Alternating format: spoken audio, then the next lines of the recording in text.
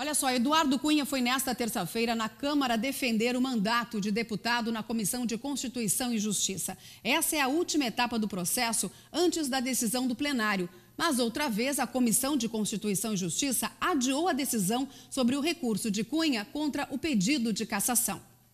Uma recepção com xingamentos. Bandido!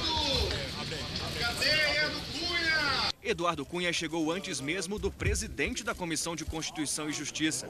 Foi cumprimentado por poucos deputados e, ao pé do ouvido, conversou com aliados. O relator concluiu a leitura do parecer que recomenda uma nova votação no Conselho de Ética. Ronaldo Fonseca negou o pedido de Cunha para que o processo recomece. Aliados do PMDBista pediram vista. Peço vistas a esse. Não existe isso, presidente. O deputado Marum já entra nessa reunião querendo que ela não exista. Mais uma vez, nós vamos ter mais manobras aqui dentro, deputado Marum. Não é necessário.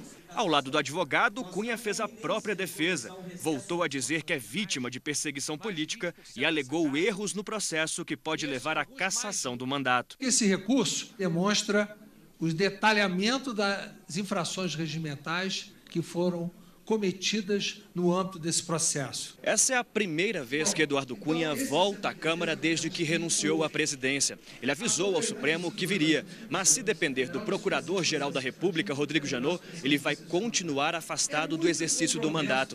Janot afirmou ao STF que a renúncia não interfere em nada na situação jurídica do deputado.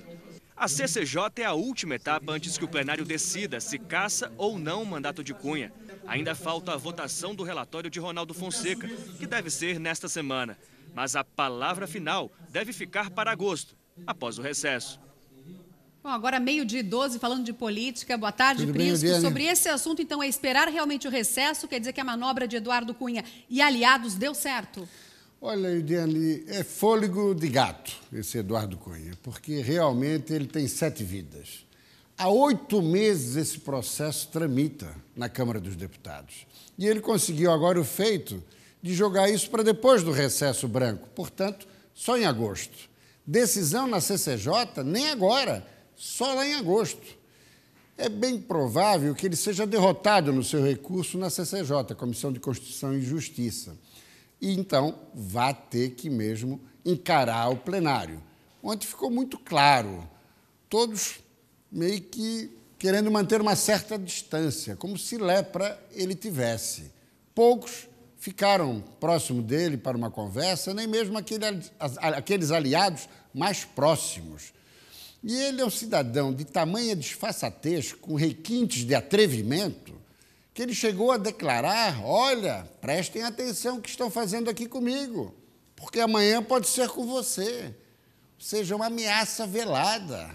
Ele é muito cara de pau. Ele realmente é um cidadão que não tem limites, mas o dia dele efetivamente está chegando. Mesmo que seja eleito hoje um presidente da Câmara alinhado a ele, que possa daí na votação aberta colocar painel eletrônico e não voto nominal no microfone, ainda assim, muitos podendo se ausentar e não marcar presença e se escondendo atrás do painel eletrônico, ao contrário do que ocorreu no impeachment de Dilma, por ele presidido na Câmara dos Deputados. Apesar de todas essas manobras, o desgaste é tamanho e a pressão da opinião pública é tal que, definitivamente, o dia dele e o Diane irá chegar. Não será agora, mas não passa de agosto. Falando do dia dele, eu digo dia D hoje também, né, Prisco? Hoje tem a votação para a escolha do presidente e entre os candidatos está o deputado Espiridião Amin, do PP. É verdade. Né? Nós temos uma imagem aqui do Espiridião Amin, a gente até fez. Muito bem. Para que É vocês o único ver. catarinense que está na briga, Jorginho Melo, que não tinha a menor chance, retirou a candidatura, ele que é do PR. E a informação quente de agora é a seguinte: até 13h, inscrição de candidatos. Até poucos minutos atrás, eram 14 os candidatos. Evidentemente que não chegaremos à votação das 16h, que começa o processo, com os 14. Até 1 hora antes da sessão, para a escolha do novo presidente, as desistências são possíveis. Eu acredito que desses 14 vão ficar aí uma meia dúzia de 4 ou 5 no máximo. E a informação mais quente agora é que, nesse exato momento, o Espiridião Amin está reunido na liderança do PSD com Rogério Rosso, do Distrito Federal, do PSD, e com Beto Mansur, de São Paulo. E existe a possibilidade dos três fecharem um acordo. Ou seja, dos três, sai um e os outros dois apoiam. Por quê? Porque o quadro sucessório mudou completamente, com a escolha ontem de um candidato do PMDB, Marcelo Castro. Ele que foi ministro da Saúde de Dilma Rousseff e que tem tudo agora para ir para o segundo turno. Por quê? Porque se a maioria da bancada do PMDB votar nele, e o PMDB tem a maior bancada da Câmara, se o PT Trabalhadores, que tem a segunda bancada, também votar nele, além do PCdoB e outros partidos de esquerda, ele já está no segundo turno.